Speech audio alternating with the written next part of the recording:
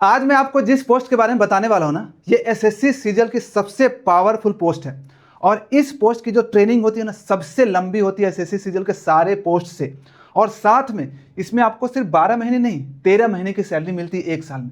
ऐसा क्यों होता है, इस वीडियो में आपको बताने वाला हूं। और आज मैं जिस पोस्ट के बारे में बताने वाला हूं वो है एसएससी सीजीएल के थ्रू सीबीआई सब इंस्पेक्टर का पोस्ट। इसके बारे में कंप्लीट डिटेल में आपको बताऊंगा। इसका वर्क लोकेशन, इसका वर्क प्रोफाइल आपको बताने वाला हूं। इसमें प्रमोशंस कैसे होते हैं, इसमें सैलरी कितनी मिलती है, एक्स्ट्रा अलाउंसेस इसमें क्या क्या मिलती है, साथ में इसमें सिलेक्शन प्रोसेस इसका क्या है, फिजिकल क्राइटेरिया क्या है, कितना आपका फिजिकल स्टैंडर्ड होना चाहिए, मेडिकल टेस्ट में क्या होता है, और पिछले साल कितना कट ऑफ गया है।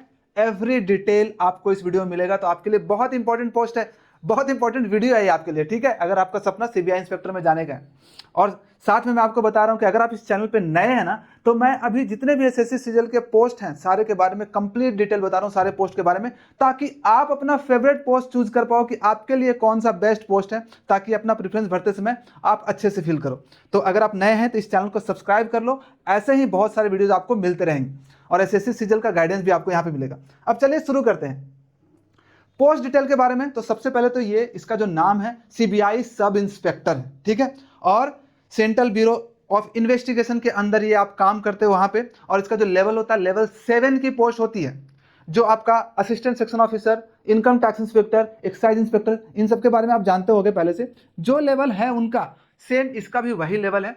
बेसिक जो होता है 44,900 से लेकर के 1,42,400 तक इसका बेसिक 7th पे के हिसाब से आपका जाता है। और ये ग्रुप बी में आता है, ठीक है। ग्रुप ए की पोस्ट कौन सी हो गई, आईएएस, आईपीएस, आईएफएस, ये सब ये group B non gazetted post में आता है, ठीक है। और CBI officers are civilian dress होते हैं, मतलब कि इसमें कोई ड्रेस कोड नहीं होता। बहुत सारे लोग ये कंफ्यूजन होता है कि सर क्या सीबीआई में एक ड्रेस कोड माना जाता है क्या। कोई ड्रेस कोड नहीं होता वहां पे, आपको फॉर्मल ड्रेस पहनना होता है। सिविलियन जो पहनते हैं वैसे ही, आपको पता भी नहीं चलेगा कि ये सीबीआई इंस्पेक्टर है। लेकिन पावर कहां पे होती है, उनके आई कार्ड में। उनके आई कार्ड में होती है, जब वो जो अपने पर्स में रखते हैं या फिर पॉकेट में रखते हैं, वहां पे उनकी पावर होती है, पता है, ठीक है। और इसके बाद इसकी जो पोस्टिंग होती है कहाँ, ऑल इंडिया कहीं पे भी पोस्टिंग हो सकती है इसकी। अगर आपका सिलेक्शन होता है तो ऐसा जरूरी नहीं कि आपको दिल्ली में ही मिलेगा। दिल्ली में हेडक्वार्टर है, लेकिन पोस्टिंग आपको कहीं भी किसी भी स्टेट में हो सकती है, कोई भी लोकेशन पे हो सकती है। और फ्रीक्वेंट ट्रांसफर भी इसमें होते हैं, तो उसके लिए रेडी रहना। और एक बात याद रखना कि अगर आप सीबीआई ज्वाइन करते हो ना, तो 24/7 आपको रेडी रहना है ड्यूटी के लिए। ऐसा नहीं कि 9 to 5:30 का जॉब है, बस उतना ही काम करना है। जनरली तो ऐसे ही होता है, लेकिन अगर कोई ऐसा इमरजेंसी वाला केस आया जिसमें इन्वेस्टिगेशन करने जाना है, तो रात को आपको 12 बजे कॉल आ सकती है कि आपको कल यहाँ फ्लाइट लेना, फ्लाइट से आपको यहाँ जाना, इन्वेस्टिगेशन की एक टीम में आपको डाला गया है, आपको इन्वेस्टिगेट करना है, ऐसा आपका काम है, ठीक है। तो ये हो गया। अब चलते हैं इसका वर्क प्रोफाइल के बारे में, जानते हैं कि इसका काम क्या क्या करते हैं। तो सीबीआई के बारे में आप लोग सब लोग जानते ही होंगे कि कितने सारे केसेस आते हैं जिसमें सीबीआई जांच की मांग की जाती है, तो वही काम करते हैं। जिसमें अगर कोर्ट ने ऑर्डर दे दिया कि इसमें सीबीआई जांच होनी चाहिए, इसका तह तक जांच होनी चाहिए, तो सीबीआई मतलब डिटेलिंग में जाता है किसी भी केस के तह, लेयर बाय लेयर उसके एकदम जो बोलते हैं ना, रूट तक जाता है कि रूट कहां से स्टार्ट हुआ। अगर कोई ऐसा इंसिडेंट होता है तो सीबीआई उसकी जांच करती है। जैसे मेजर क्राइम में जैसे कोल स्कैम हुआ था, तो कोल स्कैम में सीबीआई ने जांच किया था। अभी रिसेंटली कोलकाता में जो मर्डर केस हुआ था मेडिकल कॉलेज में, उसका भी जो जांच है सीबीआई ने ही किया है। और बहुत सारे केसेस जो कि हाई प्रोफाइल मर्डर्स होते हैं, केसेस होते हैं, फाइनेंशियल जो करप्शन के केसेस होते हैं, स्कैम्स वाले केसेस होते हैं, साइबर क्राइम्स होते हैं, वो सीबीआई ही डिकोड करता है कि क्यों हुआ था, किसकी वजह से हुआ था, कौन कल्प्रिट है, ठीक है। और ये जो मेन जो सीबीआई हो गया, मतलब समझिए कि आपका नेशनल लेवल पे इन्वेस्टिगेशन होता है, आपका स्टेट लेवल पे नहीं, नेशनल लेवल पे। और आपका काम क्या होगा, तो ऐसा नहीं कि आपको इंडिविजुअली ही आपको सारा केस, आपका एक पूरा बड़ा सा टीम बनेगा। अगर किसी को इन्वेस्टिगेट करना, आप उसके पार्ट होगे कि आपको उसमें से ये चीजें देखनी है, ठीक है। तो ऐसा होता है। और जैसे कि एफआईआर किसी को करना है, तो एफआईआर के लिए आपको फाइल्स रेडी करना है, किसको एफआईआर लॉन्च करना है। अच्छा, किसी का स्टेटमेंट है तो उसका स्टेटमेंट लेना, किसी का एविडेंस है तो एविडेंस क्या क्या मिला, वो सब चीजें। तो एडवेंचर से भरा हुआ जॉब है इसमें। और इसमें ऑफिस वर्क भी होता है, ऑफिस में भी ज्यादा काम कर सकता है, इन्वेस्टिगेशन वगैरह करने का काम होता है। किसी बड़े बड़े आपको फाइल्स मिलेंगे जिसमें कि इन्वेस्टिगेट आपको करना पड़ेगा, इसमें केस में क्या हो रहा है, फाइल्स रेडी करना पड़ेगा। और साथ में फील्ड वर्क पे भी आपको जाकर के काम करना पड़ेगा, कोई एविडेंस कलेक्ट करना पड़ेगा, किसी से स्टेटमेंट लेना पड़ेगा, किसी घर पे जाकर रेड मारना पड़ेगा। ये सारी चीजें सीबीआई सब इंस्पेक्टर का वर्क प्रोफाइल में आता है। तो काम एडवेंचरस है, field work plus office work दोनों का कॉम्बिनेशन है। रेड वगैरह, इंट्रोगेशन वगैरह, अरेस्ट वगैरह, ये सारे काम किया जा सकता है। मतलब इसमें ऐसा नहीं है कि मोनोटोनस। अगर आपको पसंद है, हार्डवर्क पसंद है, एडवेंचर आपको पसंद है, तो ये जावा आपको पसंद आएगी। अगर हार्डवर्क आप नहीं कर सकते, आपको नई नई चीज़ें, नई नई तरीके से सीखना पसंद नहीं है, तो फिर ये थोड़ा सा चैलेंजिंग आपके लिए जॉब हो जाएगा। अब ट्रेनिंग, भाई इसका ट्रेनिंग सबसे लंबा होता है। जितना भी सीजीएल का पोस्ट है ना, कितने वीक की होती है? 32 से 34 वीक। मतलब समझ रहे हो, 8 के 32, मतलब 8 से 9 महीने का इसका सिर्फ ट्रेनिंग में होता है। क्यों होता है आप समझ रहे होगे कि आपको कोई इन्वेस्टिगेशन में कहीं जाना है, किसी को अरेस्ट करना है, किसी से कुछ पूछना है, पूछताछ करना है, तो आपको सब कुछ का ट्रेनिंग होना चाहिए। सबसे पहले ट्रेनिंग में क्या करवाया जाता है? अच्छा, होता क्या है सबसे पहले? तो सीबीआई एकेडमी है जो कि गाजियाबाद में, वहीं पर रह करके आपकी ट्रेनिंग होगी। दोनों ट्रेनिंग होती है, आपका क्लासरूम में तो होता ही है, प्लस साथ में बाहर अटैच करके पुलिस स्टेशन पे भी आपकी ट्रेनिंग होती है। कुछ दिन आपको पुलिस स्टेशन एलोकेट कर दिया जाएगा, वहां पे जाकर के आप 3-4 वीक रहोगे और वहां पे केसेस को समझोगे कि यहाँ पे कैसे केसेस आ रहे हैं, कैसे इसको सॉल्व किया जा रहा है। तो ये सब चीजें होती है। साथ में फिजिकल ट्रेनिंग भी आपको होती है कि आपको फिजिकली दौड़ना, ये सब चीजें जो होती है, ट्रेनिंग वगैरह, वो गन चलाना, ये सब भी होता है। और भी बताता हूँ, सबसे इंपॉर्टेंट होता है पढ़ाई में क्या होता है कि जैसे आईपीसी, इंडियन पेनल कोड, भाई अगर आप जांच करें तो आपको पता होना चाहिए ना कि भाई इसमें क्या है, किस बिहाफ पे हम इसको अरेस्ट कर सकते हैं, पिनल कोड क्या क्या अलग अलग। ओके, करप्शन के केसेस आपको पहले जितना भी सॉल्व किया हुआ है, या फिर जो करप्शन के केसेस आए जो सीबीआई ने सॉल्व किया, उसको दिखाया जाएगा कि कैसे इसको सॉल्व किया गया है। साइबर क्राइम्स के बारे में आपको सिखाया जाएगा कि कैसे साइबर क्राइम्स को हम रिजॉल्व कर सकते हैं। अगर किसी चीज को हैक करना है तो उसको कैसे हम हैक कर सकते हैं, किसी का फोन टैप करना है तो कैसे कर सकते हैं, बहुत सारा चीजें आपको सिखाया जाएगा।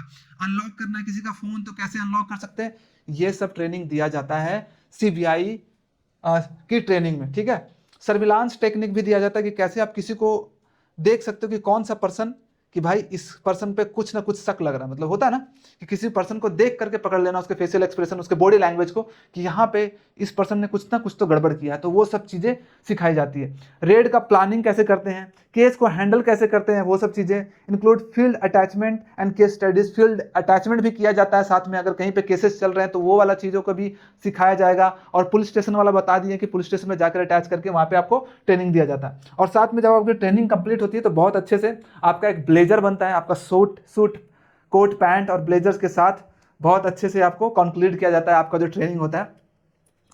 तो it's a prestigious job, India का बेस्ट है। मतलब CBI sub inspector, CBI inspector के बाद अब इंस्पेक्टर बनते, तो सीबीआई इंस्पेक्टर की पोस्ट समझो कितना रुतबा वाला पोस्ट है भाई।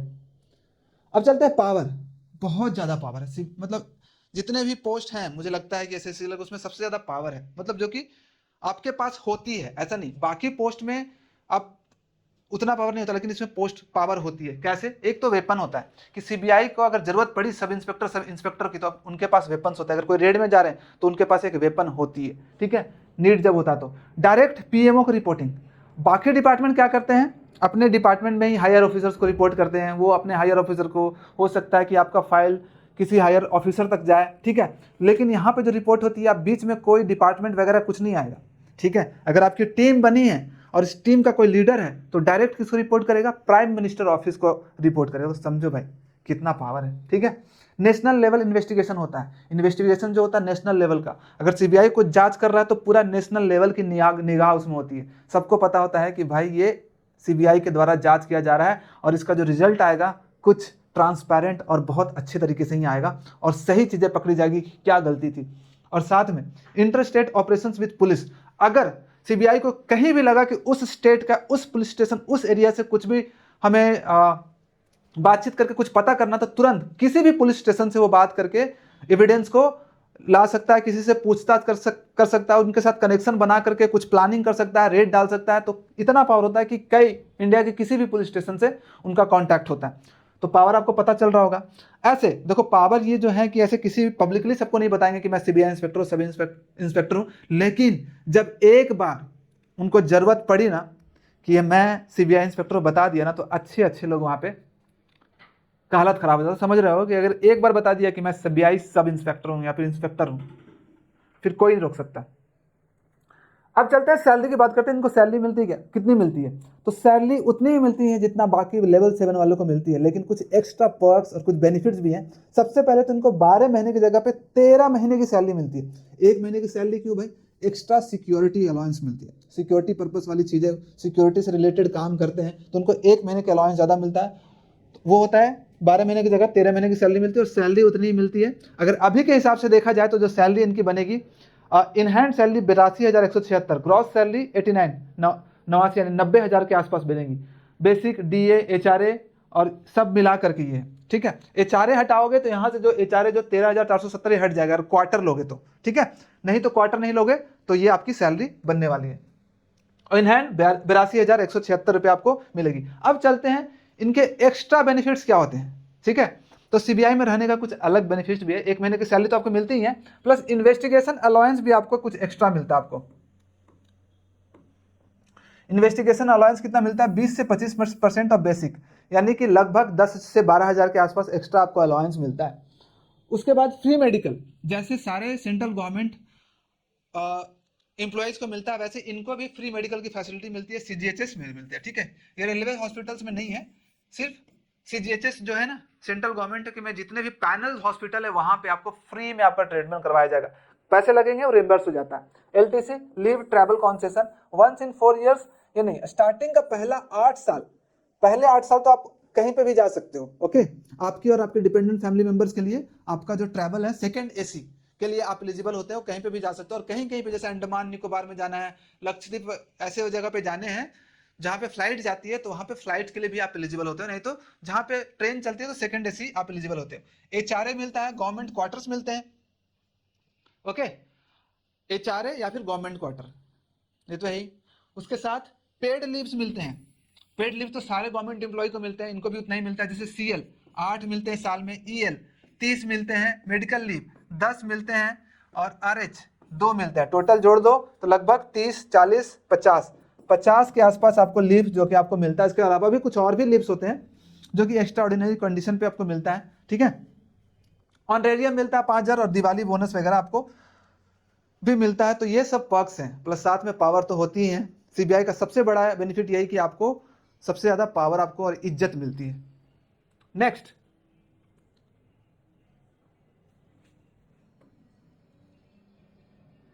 अब पोस्टिंग, यहाँ पे पोस्टिंग लिख दिया, यहाँ पे प्रमोशन होना चाहिए, पोस्ट प्रमोशंस। इसका प्रमोशन के बारे में जानते हैं कि इनका प्रमोशंस कैसे होता है। तो सब इंस्पेक्टर जब आप बनते हो तो अगर उसके 4 साल के बाद आप एलिजिबल हो जाते हो इंस्पेक्टर पोस्ट के लिए। लेकिन डिपेंड करता है कि इंस्पेक्टर में आपका प्रमोशन तभी होगा जब आगे वैकेंसी होगी और आगे मतलब वैकेंसी प्लस साथ में सीनियरिटी वाइज देखा जाता है। जो पहले सीनियर है उसको पहले इंस्पेक्टर बनाया जाता है, आपसे पहले वाले बैच को, फिर आप बनोगे। तो ये हो सकता है कि ज्यादा 5-6 साल भी चला जाए, लेकिन 4-5 साल एलिजिबिलिटी क्राइटेरिया आपका है। उसके बाद इंस्पेक्टर से, ठीक है, deputy SP, deputy superintendent of police जिसको बोलते हैं, उसमें 6 से 8 साल और लगते हैं वहां से। और उसके बाद डीएसपी से एसपी बनने में, सुपरिटेंडेंट ऑफ पुलिस, जो कि यूपीएससी के थ्रू सिलेक्शन होता है जहां पे, उसमें आपका 6 से 8 साल और लगता है यहां से, तब जाकर डीएसपी बनते हो। और एक फाइनल प्रमोशन अगर आप जल्दी पहले अगर सीबीआई सब इंस्पेक्टर बन गए तो आप डीआईजी के लेवल तक, ज्वाइंट डायरेक्टर जो पोस्ट होता है, इस लेवल तक आप सीबीआई इंस्पेक्टर में जा सकते हो। तो इस लेवल तक आप जा सकते हो, ठीक है।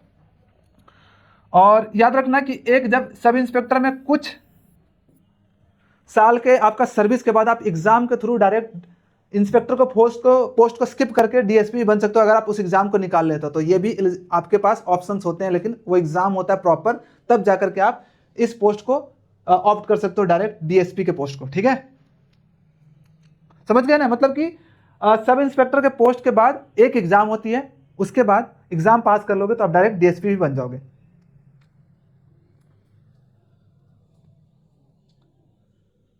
अब सिलेक्शन प्रोसेस, तो सिलेक्शन प्रोसेस इसका एसएससी सीजीएल एग्जाम ही होता है। एसएससी सीजीएल एग्जाम में आप लोगों को पता है कि आपको प्री होती है, पहले प्री एग्जाम होगा जो कि क्वालिफाइंग होता है। उसके बाद पास करोगे तो मेंस एग्जाम होगा, 390 मार्क्स का होगा, 390 मेंस का पेपर दे दोगे। तो उसके बाद टाइपिंग टेस्ट भी होता है, टाइपिंग हो गया। और मेंस में अगर आपका 390 में 320 330 के आसपास मार्क्स आ गया तो आपको सीबीआई सब इंस्पेक्टर की पोस्ट मिल जाएगी। कट ऑफ बताने वाला हूं कितना होगा। डॉक्यूमेंट वेरिफिकेशन और मेडिकल टेस्ट और एक फिजिकल एलिजिबिलिटी टेस्ट भी इसमें होता है। फिजिकल स्टैंडर्ड चाहिए होता है, तो देख लो कितना physical standard CBI sub inspector में चाहिए होता है। मेल के लिए जो आपका हाइट होना चाहिए 165 सेंटीमीटर होना चाहिए, याद रखना। अगर आपका हाइट 165 है तभी एलिजिबल हो। और ये एसटीएससी नहीं है, रिलैक्सेबल फॉर जिसको बोलते हैं हिली एरिया ट्राइबल्स के लिए, ठीक है। जो ट्राइबल्स होते हैं, हिली एरिया ट्राइबल्स, उनके लिए 5 सेंटीमीटर का रिलैक्सेशन होता है। फीमेल के लिए हाइट कितना चाहिए होता है 150 सेंटीमीटर, और relaxable for 5 centimetre for hilly areas and tribe spans के लिए। ओके, चेस्ट मेल के लिए चाहिए होता है 76 सेंटीमीटर, और उसके बाद 5 सेंटीमीटर आप जब चेस्ट को फुलाओ तो कम से कम 5 सेंटीमीटर आपका फूलना चाहिए। ओके, तो 81 हो जाना चाहिए। और फीमेल के लिए कुछ एप्लीकेबल नहीं है। और इधर आई में भी चाहिए आपको चश्मा पहन करके या चश्मा ना पहन करके आपका विजन एक आंख में 6/6 और एक आंख में 6/9 होना चाहिए। चश्मा पहनते हो तब भी कोई दिक्कत वाली बात नहीं है, लेकिन विजन चेक करवाना कि 6/6 है कि नहीं चश्मा पहन के, और 6/9 एक आंख में है कि नहीं, उससे अच्छा होना चाहिए। तो आप एलिजिबल हो सेम एज फीमेल्स के लिए। उसके बाद कोई फिजिकल बाकी कोई फिटनेस वगैरह टेस्ट नहीं होती, बस इतना ही देखा जाता है। मेडिकल स्टैंडर्ड जो कि नॉर्मल होता है, फुल बॉडी चेकअप वही होता है। ठीक है,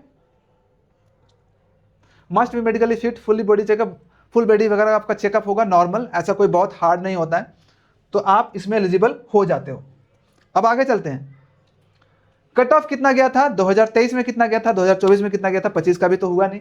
2023 में जो कट ऑफ गया था, देखो यूआर का 315 ही गया था, सिर्फ बहुत कम, 390 में सिर्फ 315 मार्क्स गए थे। और ओबीसी का 312, ईडब्ल्यूएस का 311, 294 एससी का, और एसटी का 391। लेकिन यही कट ऑफ देखो कितना बढ़ गया यहाँ पे।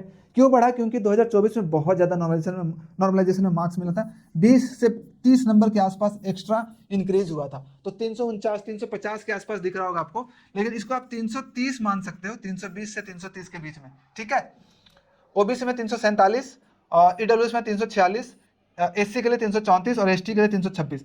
ये कट ऑफ बहुत ज़्यादा है क्योंकि नॉर्मलाइजेशन हुआ था बहुत ज़्यादा, जिसके कारण कट ऑफ काफ़ी ज़्यादा हाई चला गया था।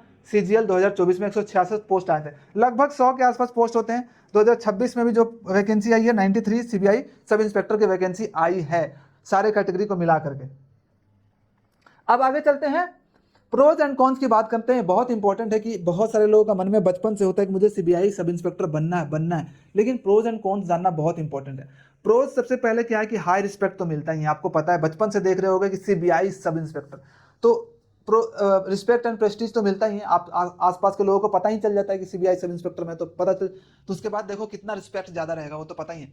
उसके बाद investigation of high profile cases, अगर आप इन्वेस्टिगेट करोगे तो हाई प्रोफाइल केसेस को आप इन्वेस्टिगेट करोगे, याद रखना। तो हाई प्रोफाइल लोगों से, समझ रहे हो, तो समझ रहे हो, आपको खुद अच्छा लगा कि भाई जब आप किसी केस को सॉल्व करोगे, उसका टीम का हिस्सा रहोगे, तो आपको बाद में रियलाइज होगा कि मैं उस केस में पार्ट था और उस केस में मैंने अपना योगदान दिया था, तो वो होता है।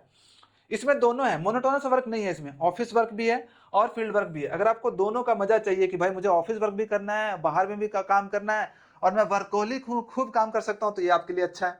ठीक है, जैसे कि एसोसिएशन में क्या है, 9 to 5:30 आपको कंप्यूटर पे ही बैठ के काम करना, थोड़ा मोड़ा इधर उधर बस मीटिंग में गए बस, नहीं तो 9 to 5:30 8 घंटे आपको अपने टेबल पे ही, 8.5 घंटे आपको अपने डेस्क पे ही बैठना है। लेकिन इसमें फील्ड वर्क भी बीच में मिल सकती है, कुछ दिन आप ऑफिस में काम करो, कुछ आप दिन रेड में जाओ, कुछ दिन इन्वेस्टिगेशन में जाओ, तो इस तरह से मोनोटोनस नहीं होता है। ट्रैवल आपको अपॉर्चुनिटी मिलती है, क्योंकि जब आप रेड पे जाते हो, इधर उधर जाते हो, ट्रेनिंग बहुत अच्छा इसमें मिलता है। इसकी बहुत अच्छी खासियत है कि ट्रेनिंग में आपको पूरा कंप्लीटली चेंज कर दिया जाएगा एज ए ह्यूमन बीइंग। जब 8 महीने ट्रेनिंग सेंटर पे रहोगे ना, आपको लाइफ का बहुत सारे स्किल्स आपको सीखने को मिलेगा, बहुत सारी चीज सीखने को मिलेगी। ठीक है, ट्रेनिंग एंड लीगल एक्सपेक्टेशन, आपको बहुत सारे रूल्स रेगुलेशन पता हो जाएंगे, आप एज ए इंडिविजुअल बहुत ग्रो कर जाओगे ट्रेनिंग के बाद। और गुड सैलरी एंड ग्रोथ तो है, गुड सैलरी मिलती ही है, 1 महीने की एक्स्ट्रा सैलरी मिलती है, कुछ अलाउंसेस भी एक्स्ट्रा मिलते हैं, तो ये बात है, ये प्रोज है इसके। लेकिन याद रखना सीबीआई सब इंस्पेक्टर का जो काम है इजी नहीं है, टफ है। 24/7 बता दिया कि आपको अवेलेबल रहना है, एक्टिव रहना है, रेडी होना है, कभी भी आपको बुलाया जा सकता है। और टीडीएस वर्क भी होता है, कभी कभी मोटे फाइल्स को भी आपको पढ़ने पड़ते हैं, पूरा अच्छे से इन्वेस्टिगेट करना पड़ता है, और कहीं पे भी आपको मिस्टेक की गुंजाइश भी नहीं होनी चाहिए। ठीक है, क्योंकि आप बहुत सेंसिटिव चीजों को आप स्टडी कर रहे होते हो, तो आपको बहुत कम मिस्टेक का गुंजाइश होता है, तो आपको यहाँ पे बहुत ध्यान देना है। अब क्या है, long and irregular work hours, ये हो सकता है, अगर कोई इंपॉर्टेंट केस आ गया तो ये होगा कि irregular work hours, work life balance आपका थोड़ा सा सफर कर सकता है। लिमिटेड इनिशियल पोस्टिंग चॉइसेस, ऐसा नहीं कि स्टार्टिंग से ही आपको जो स्टेट चाहिए वही मिल जाएगा, कहीं पे भी पोस्टिंग हो सकती है। बाद में आप भले आप रिक्वेस्ट के बाद किसी स्टेट में जा सकते हो, लेकिन वहां पे भी कंफर्म नहीं है, तो यहाँ पे पोस्टिंग आपको ऑल इंडिया कहीं पे भी मिल सकती है। High workload, definitely CBI sub inspector में वर्कलोड है। बहुत सारे लोगों का ऐसा फीडबैक मैंने सुना है कि मतलब जोश जोश में तो ले लेते हैं स्टार्टिंग में कि नहीं मुझे सब इंस्पेक्टर बनना, सीबीआई इंस्पेक्टर बनना, लेकिन जाने के बाद पता चलता है यार यहाँ तो मुझे टाइम ही नहीं मिल रहा अपने लाइफ के लिए, अपने फैमिली का लाइफ के लिए। तो वर्कलोड होता है जनरली सीबीआई सब इंस्पेक्टर में। Not much public interaction like uniform forces, मतलब बहुत ज्यादा पब्लिक इंटरेक्शन इसमें नहीं है। सीबीआई सब इंस्पेक्टर को एक्चुअली तो हिडन रहना होता है, उनको बताना नहीं होता कि मैं सब इंस्पेक्टर हूँ, सीबीआई में काम करता हूँ, थोड़ा सा हिडन रहना पड़ता है। जब जरूरत पड़ती है तभी बता सकते हो, कहीं पे गए रेड करने आपको पूछ लिया गया कि आप कौन हो तब आप बता सकते हो, लेकिन ऐसे किसी को आप अपने पावर को कहीं पे शो नहीं कर सकते। तो ये है प्रोज एंड कॉन्स। अब इसके बाद आपको डिसाइड करना है कि आपको सीबीआई में जाना है कि नहीं जाना है। लेकिन फाइनल मैं एक चीज आपको बताने वाला हूं, ठीक है, कि जब आप सीबीआई ज्वाइन करने का सोचोगे ना तो याद रखना कि when you join CBI don't just wear a batch. CBI का बैच को तुम वियर नहीं करते, you wear the trust of the nation. आप जानते ही होंगे कि सीबीआई की जांच क्यों मांगी जाती है, क्योंकि लोग ट्रस्ट करते हैं कि जब सीबीआई की जांच होगी तो एक निष्पक्ष जांच होगी, उसमें कोई भी ऐसा बायसिंग नहीं होगा और एकदम अच्छा डिसीजन आएगा, बढ़िया डिसीजन आएगा, जिससे कि फेयर डिसीजन आएगा। तो आप ट्रस्ट रहता है, सभी लोगों का ट्रस्ट रहता है, इसलिए सब सीबीआई की मांग करते हैं। तो आप सिर्फ सीबीआई में ज्वाइन करते हो तो आपका पूरा नेशन का ट्रस्ट आपके ऊपर होता है, आपके ऊपर जिम्मेदारी होती है, ठीक है। और फाइनली यही बोलूंगा कि यस रखना चाहिए, कुछ लोगों को जज्बा ऐसा रखना चाहिए। सभी लोग सीबीआई के लिए नहीं बने, मैं बोलूंगा सभी लोग इतने हार्ड वर्किंग और डेडिकेटेड नहीं होते हैं। कुछ लोग लेकिन होते हैं जो अपने नेशन के लिए काम करना चाहते हैं, अपने कंट्री के लिए काम करना चाहते हैं और अपना 100% देना चाहते हैं, उनके लिए सीबीआई की पोस्ट है। और अपना पैशन जुनून जो फॉलो करना चाहते हैं उनके लिए सीबीआई सब इंस्पेक्टर की पोस्ट है। तो ये था सीबीआई सब इंस्पेक्टर के बारे में कंप्लीट डिटेल। आई होप कि आपको अच्छे से सब कुछ पता चला होगा। फिर भी अगर आपका कोई भी डाउट रह गया तो आप कमेंट बॉक्स में पूछ सकते हो। और साथ में नेक्स्ट किस जॉब के बारे में आपको उसका कंप्लीट डिटेल चाहिए कमेंट बॉक्स में आप बता सकते हो, उसका मैं जॉब प्रोफाइल लेकर के आऊंगा, ठीक है। तो thank you so much for watching this video. जल्दी मिलता है एक नए वीडियो के साथ और नए मोटिवेशन के साथ। तब तक bye bye, take care and जय हिंद।